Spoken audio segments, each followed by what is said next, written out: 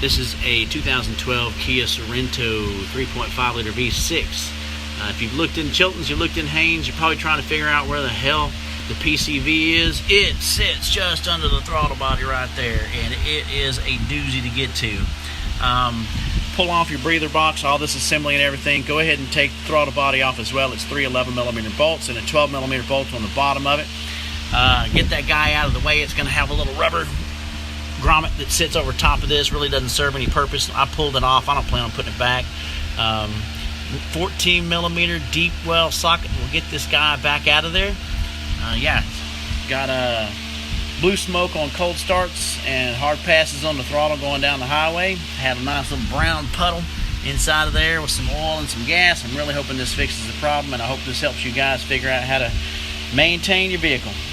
So, got any questions, pop them in the bottom, and I'll answer them as I go. Thanks.